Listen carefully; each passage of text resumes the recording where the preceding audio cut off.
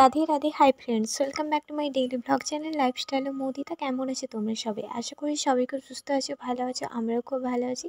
তো আজকে নিয়ে চলে এলাম যে ব্লাউজটা আগের দুটো ব্লগে শেয়ার করেছিলাম, ব্লাউজের ফ্রন্ট পার্ট এবং ব্যাক পার্ট। আজকে সেই ব্লাউজের হাতাটা রেডি করছি। হাতাটা একটু স্টাইলিশ হবে এবং মানে বলতে পারো নিউ স্টাইলিশ। তো যাই হোক, সেই হাতাটাই আমি আজকে বানাবো। তো হাতাটা বানানোর জন্য প্রত্যেকটা মাপ আমি তোমাদের সাথে স্ক্রিনে শেয়ার করে দিচ্ছি এবং কোথায় কীরকম ডিজাইন হবে সেটা চক দিয়ে আর্ট করে নিচ্ছি। তো এটা শর্টসের ওপরে হাতাটা হচ্ছে আর কি। তো ফার্স্টে তো দেখিয়ে দিলাম যে হাতার লেন্থটা কতটা ছিল। তো যাই হোক, এখানে আমি একটা মানে এরকমভাবে রাউন্ড শেপ করে নিচ্ছি। তো করে নেওয়ার পরে দেখে নাও, সেই সাইডে যেভাবে ডিজাইনটা করেছি এই সাইডেও সেমভাবে ডিজাইন করেছি। তো একটা ফুলের পাপড়ির মতো ডিজাইনটা হাতার ওপরে হচ্ছে। আর এই যে ফুলের পাপড়ির যে মুখের কাছে এরকম ঢেউ খেলানো উঁচু রয়েছে। তো এরপর ব্লাউজের মেন ফেব্রিক নিয়ে চলে এলাম এবং মাঝ বরাবর আমি চক দিয়ে দাগ দেওয়ার পরে আমি এখানে সেম ছাপটা ব্লাউজের মেন ফেব্রিকের উপরে নিয়ে সেই ছাপটা আমি আবারও আর্ট করে দিলাম।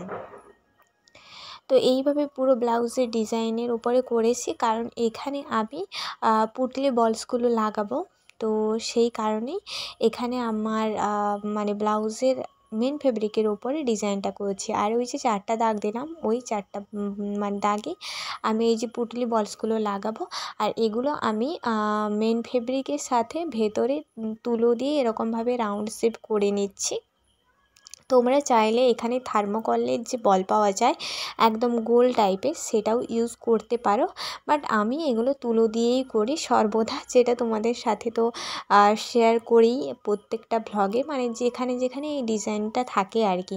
তো এই যে 4টা দাগ দিয়েছিলাম, এই 4টা দাগে আমার দেওয়া হয়ে গেছে। এবারে এক্সট্রা যে অংশটা রয়েছে সেটা আমি কাটিং করে দিলাম। এখানে একটা টিপস তোমাদের সাথে বলে রাখি, পুটলি বলসগুলো যেই সাইডে হবে, মানে তোমরা যদি উপরে রাখতে চাও তাহলে বলটা নিচের দিকে মুখ রেখে সেলাই করতে হবে। আর যদি নিচের দিকে রাখতে চাও তাহলে ওপরের দিকে মুখ রেখে সেলাই করতে হবে। এবার আমি এখানে ব্লাউজের মানে এর ওপরে ফেব্রিকের ওপরে মেন ফেব্রিকের ওপরে লাইনিংটা অ্যাটাচ করে দিলাম। আর ব্লাউজটা কি কোন সাইডে রয়েছে সেটা তো তোমরা দেখতেই পাচ্ছ। আর আমি উল্টো দিক থেকে এই যে সেলাইটা করে নিচ্ছি। তো হয়ে গেছে।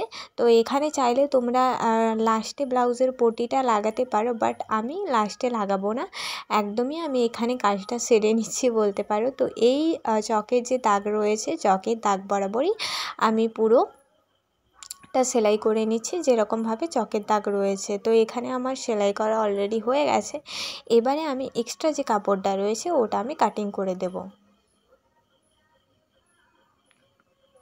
কাটিং করা হয়ে গেছে। এবার আমি মাঝখান থেকে এটা কেটে দিলাম এবং এই যে এটাও ওই যে মানে যেটা ফুলের পাপড়ির মতো করেছিলাম ওটাও কেটে এখানে আমি ছোট ছোট করে কাট লাগিয়ে দিচ্ছি যাতে ফিনিশিংটা সুন্দরভাবে আসে।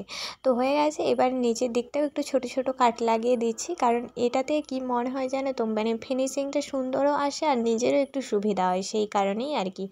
তো এই তো হয়ে গেল। এবারে আমি কাঁচি দিয়ে ওই যে কোনাগুলো রয়েছে ওগুলো আমি কাঁচি দিয়ে ভালো করে বের করে নিচ্ছি। এবারে দেখো, আমি লাইনিংটা ভেতরের সাইডে করে দিলাম এবং মেন ফেব্রিকটা বাইরের দিকে করে দিলাম। তো এরপরে আমি ভালো করে নখ দিয়ে চেপে চেপে এটাকে স্মুথ করে দিচ্ছি যাতে সেলাই করতে আমার অসুবিধা না হয়। এখানে তোমরা চাইলে আয়রনও ইউজ করতে পারো। তো আয়রনটা ইউজ করবে যখন এই কোনাগুলো একদম ঠিকঠাকভাবে বের করে তারপরে আয়রনটা ইউজ করো। তো হয়ে গেছে এখানে। এবারে আমি এখানে সেলাই করব একদম মানে 1 থেকে 2 সেমি ছেড়ে আমি সেলাইটা করে নিচ্ছি, কারণ এখানে বেশি ছেড়ে সেলাই করলে দেখতে ভালো লাগবে না। তো তার কারণে 1 থেকে 2 সেমি ছেড়ে আমি সেলাইটা করে নিচ্ছি। আর সেলাই করা আমার হয়ে গেছে। এবারে ভেতরের দিকে যে অংশটা মানে দু সাইড থেকে এবং আর্ম হোলের সাইড থেকে পুরোটা আমি সেলাই করে নিলাম। এবারে এখানে আমি লেস বসাবো।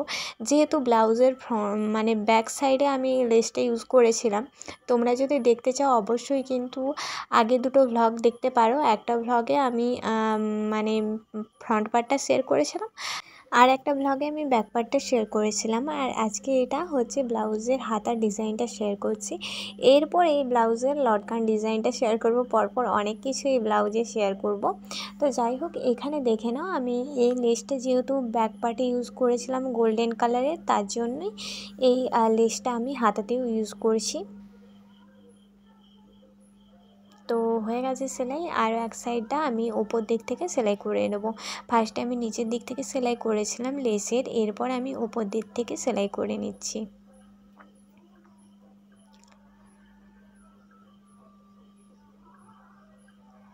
তো সেলাই করা হয়ে গেছে। এবারে এই জয়েন্ট পোরশানে একটা আমি সেলাই করে দিচ্ছি, আর জয়েন্ট পোরশানে আমি একটা ফুল বানাবো। তো সেই ফুলটা কিভাবে বানাই তোমরা দেখে নাও। এখানে 4টে কাপড় লাগবে এবং 4টে কাপড়ের সব সাইডটা 3 ইঞ্চ করে রেখেছি, আর কাপড়গুলোকে ত্রিভুজের মতো মুড়ে নিলাম। তো কাপড়গুলোকে কিভাবে আমি ফুলের শেপ দিই তোমরা সেটা দেখতে থাকো। এখানে সুতো লাগবে, তার কারণে আমি সুতো নিয়ে বসেছি। এবারে কাপড়ের যে খোলা মুখটা রয়েছে যেই সাইডে, সেই সাইড থেকে আমি একদম ধার থেকে এরকমভাবে সেলাইটা করে নিচ্ছি। তো এরপরে একটা ফুলের পাপড়ির শেপ হয়ে যাবে। তো আমি বুঝতে পারিনি যে তোমাদের সাথে কতটা কি এটা বোঝাতে পেরেছি ফুলটা। তোমরা যদি কেউ বুঝতে না পারো অবশ্যই কিন্তু সেটা আমাকে কমেন্ট করে জানিও। আমি আমার মতন করে বোঝাচ্ছি, এবার তোমরা যদি কেউ বুঝতে পারো তো ভালো, আর যদি না বুঝতে পারো অবশ্যই জানিও। এই ফুলটা আমি আরও একটা ভ্লগে ভালো করে তোমাদের সাথে শেয়ার করব। আশা করি তোমরা বুঝতে পারবে। তো একটা ফুল আমি রেডি করে নিলাম, ফুলের পাপড়ি। তো আরও একটা সেমভাবে আমি রেডি করে নিলাম। তো দেখতেই পাচ্ছ এখানে 4টা পাপড়ি দেব, তার কারণে 4টা পাপড়ি রেডি করলাম। এবারে আবারও একবার সুতোর কাজ আছে, তার কারণে আমি সুতোতে গিট দিচ্ছি।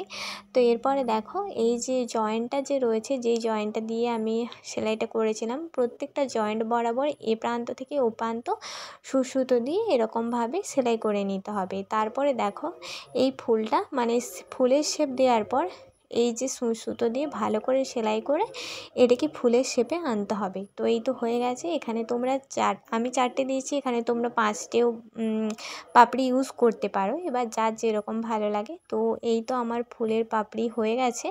এবারে এখানে গোল্ডেন কালারের বোতাম আমি মাঝখানে সেট করে দিচ্ছি, কারণ কি ব্লাউজে গোল্ডেন লেস রয়েছে, এছাড়াও ব্লাউজের পার্টটা গোল্ডেন কালারের। আর এখানে দেখো এই যে মাঝখানে আমি বসিয়ে দিলাম। এবার এই ফুলটাকে আমি এখানে সেলাই করব। তো সেটা কিভাবে সেলাই করছি তোমরা দেখে নাও।